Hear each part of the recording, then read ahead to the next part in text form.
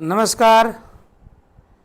स्वागत है आप सभी का मेरे चैनल राठौर पब्लिक मीटर में। और मैं हूं आपका अपना राठौर सर। तो साथियों, वादे के अनुसार आज फिर से आप सबों के समक्ष आए हैं लाइव, आपको कुछ जानकारी देने के लिए, कुछ नए न्यूज़ देने के लिए। मुझे पता है कि आप सभी लोग प्रतिदिन न्यूज़पेपर नहीं पढ़ पाते हैं और प्रतिदिन आप अपडेट नहीं हो पाते हैं, इसीलिए आपको चिंता करने की ज़रूरत नहीं है।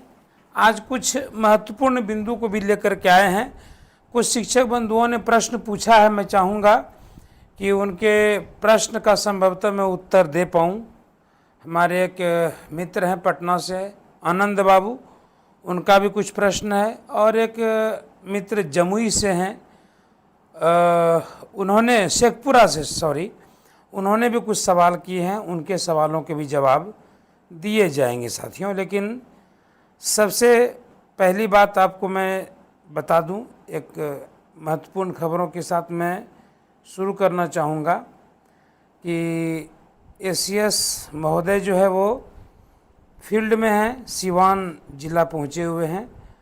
और आज वो माघर हाई स्कूल से इंटर कॉलेज पहुँचे और अचानक से वहाँ पर उन्होंने अपनी गाड़ी खड़ी कर दी और पूछताछ की। वहाँ पर करीब 200 मीटर पैदल चल करके हाई स्कूल पहुँचे। उन्होंने प्रयोगशाला, पुस्तकालय, ICT lab, free lab structure और सबमर्सिबल बोरिंग की जांच की। बच्चों से बातचीत भी किया और शिक्षक उपस्थिति पंजी की जांच भी की और एक शिक्षिका विशेषावकाश पर पाई गई। उसके बाद उन्होंने छुट्टी का ई शिक्षा कोष ऐप से सत्यापन भी किया। बच्चों की उपस्थिति के लिए भी उन्होंने जोर दिया। तो मैं चाहूँगा कि आप सभी सीवान जिला से जितने भी लोग देख रहे हैं अभी फ़िलहाल, आप सभी विद्यालय जो है सर पूरी तरह से सावधान हो जाएं और स्कूल व्यवस्था पूरी अच्छे तरीके से रखें। साफ़ सफाई का ध्यान रखें, शौचालय वगैरह की साफ़ सफाई पर भी जो है ध्यान रखें। तो मुझे लगता है कि आप सबों के लिए बहुत ही अच्छा रहेगा। दूसरी बात कि एक और महत्वपूर्ण खबर ये थी कि एक प्रश्न जो है, आज एक मेरे प्रिय मित्र हैं पटना से, हनुमंत उच्च विद्यालय से, आनंद जी नाम है उनका। आनंद जी ने मुझे बताया कि सर एक प्रश्न जो है वो गलत है, लेकिन हमने पता किया तो शायद अब उस पर कोई आपत्ति दर्ज नहीं हो सकती है साथियों।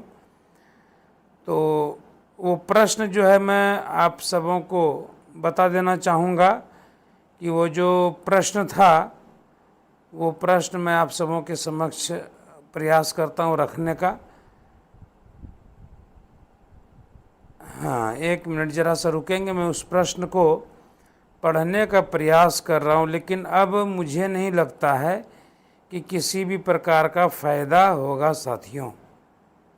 किसी भी प्रकार का मुझे तो एटलीस्ट जो है फ़ायदा नहीं दिख रहा है। वो प्रश्न उन्होंने शायद मुझे भेजा भी था सर ने।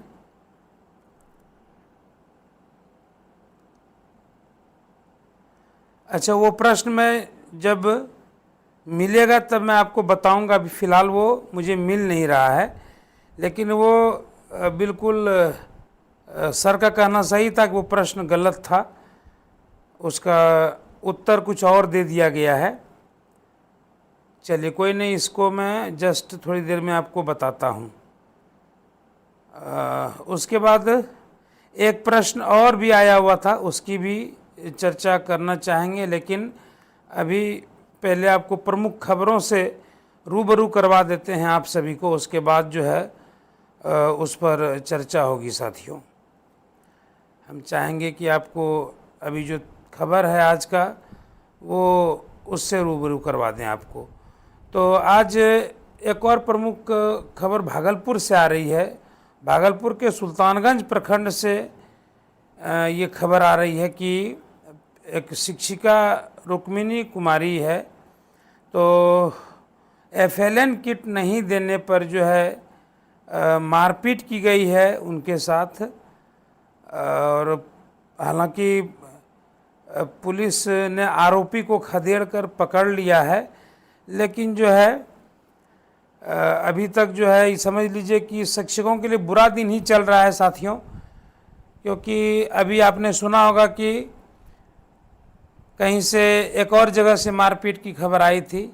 शिक्षक ने बच्चों को डांटा तो ग्रामीणों ने उन पर हमला कर दिया, और FLN किट नहीं देने पर भागलपुर सुल्तानगंज में ये दुस्साहस किया गया।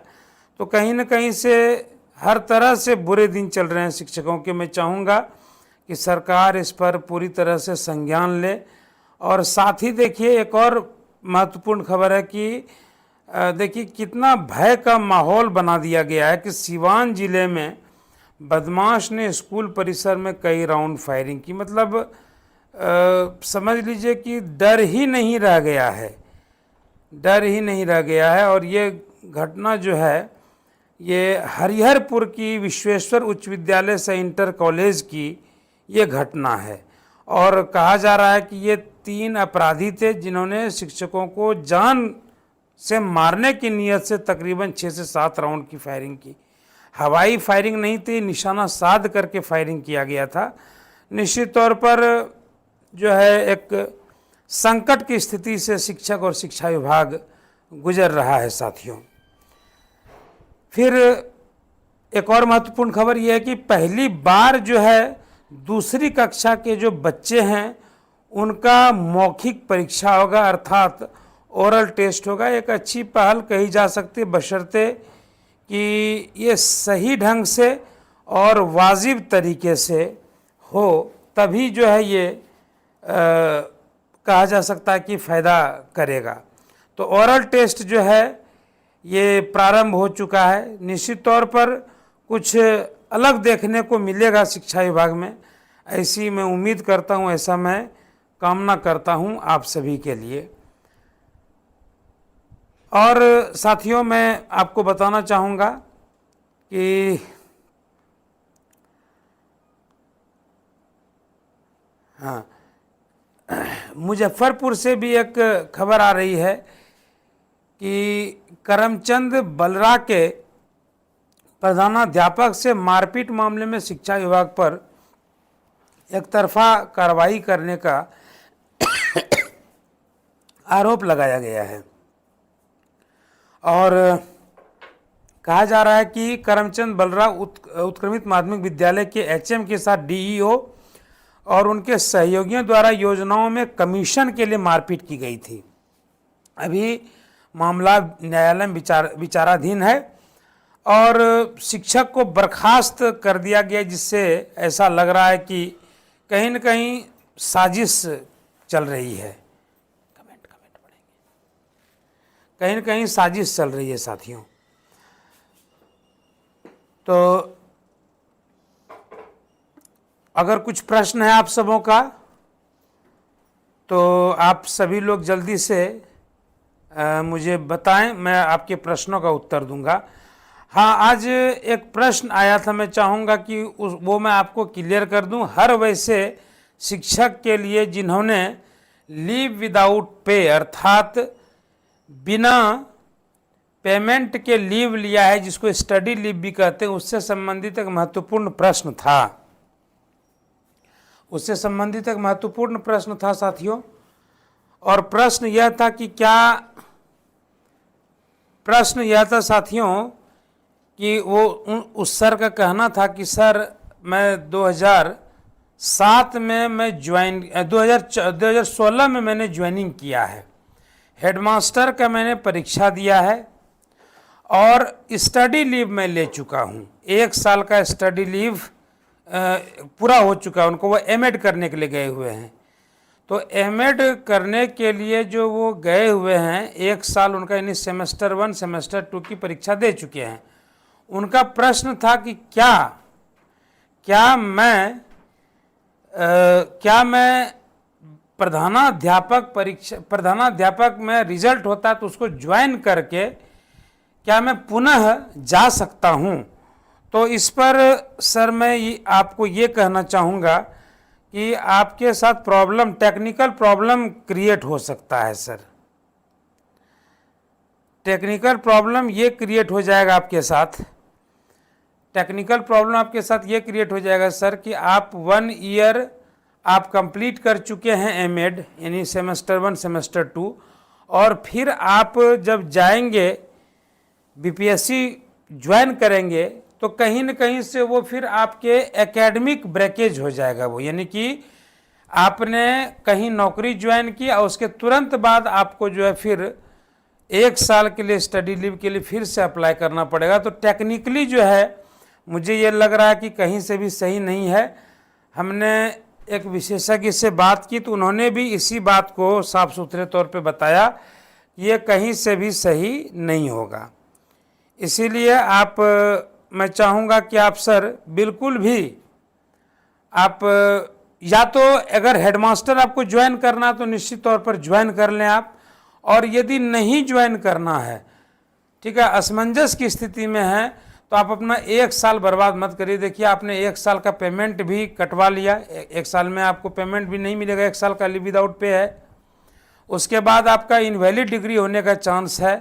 दूसरा, यदि कोई किया है ऐसा तो आप उससे पूछिए कि क्या क्या क्राइटेरिया अपनाया गया, लेकिन पहले नज़र में सरसरी तौर पर जो है ये कहना चाहेंगे कि ये बिल्कुल गलत होगा, आप इस तरह का काम नहीं करें। मेरे किसी और बंधु का कुछ प्रश्न यदि है तो आप बोल सकते हैं, पूछ सकते हैं। संजय जी पूछ रहे हैं बीपीएससी वाले का ट्रांसफ़र होगा सर? सर बीपीएससी वाले का ट्रांसफ़र होगा, लेकिन सबसे पहले आपको हम बता देना चाहेंगे, आवाज़ ठीक था ना, सबसे पहले आपको ये बता देना चाहेंगे कि पहले हेडमास्टर की बहाली होगी, और हेडमास्टर की बहाली के पश्चात जो है, हेडमास्टर की बहाली के पश्चात जो है सर, न्यूज़ निकाल के दीजिएगा, न्यूज़ है। हेडमास्टर की बहाली के पश्चात जो है आपका विशिष्ट शिक्षकों का होगा ट्रांसफ़र, और उसके पश्चात जो है, उसके पश्चात नियोजित शिक्षकों का ट्रांसफ़र होने की पूरी संभावना है।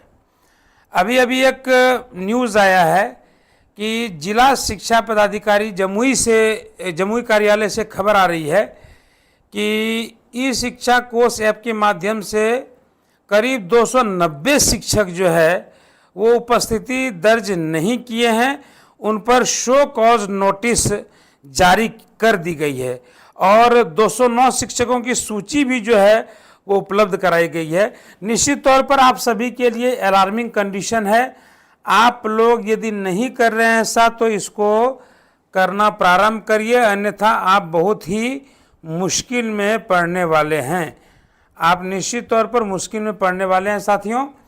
आप ऐप पर हाजिरी बनाना सुनिश्चित करें, नहीं तो आपको समस्या में पढ़ने से कोई रोक नहीं सकता। चलिए, ये आज का मुख्य समाचार था, और अगर कुछ और आप लोग पूछना चाहते हैं तो हम अभी आपके समक्ष हैं। यहाँ पर जो प्रश्न आ रहा था हमने उसे आज क्लियर किया है जी। हम चाहेंगे कि आप सभी लोग जो है फटाफट प्रश्न पूछिए।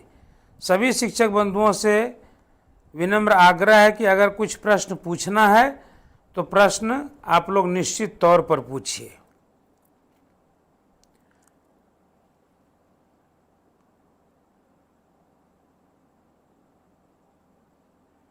चलिए, तो एक और खबर ये है कि जो भी प्राचार्य हैं उन सभी से आग्रह कि आप सभी लोग जो है सर, आप लोग को जो निर्देश दिया गया उस निर्देश का निश्चित तौर पर पालन कीजिए जी।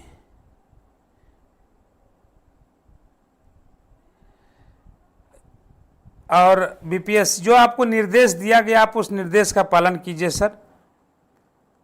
जी धन्यवाद। ठीक है सर, आज आरपीएम में इतना ही, जेन्युइन न्यूज एनालिसिस में इतना ही। जो भी समाचार था, मुख्य खबरें थी, हमने आपको वो बता दिया है, और बाकी जो है हम लोग फिर नेक्स्ट टॉपिक पे चर्चा हम लोग बाद में करेंगे। जो भी महत्वपूर्ण खबर होगा 9 बजे से लाइव आप सभी जुड़िएगा, आपका कोई भी खबर मिस नहीं होगा साथियों। चलिए, bye bye, good night. Take care. धन्यवाद आप सभी को।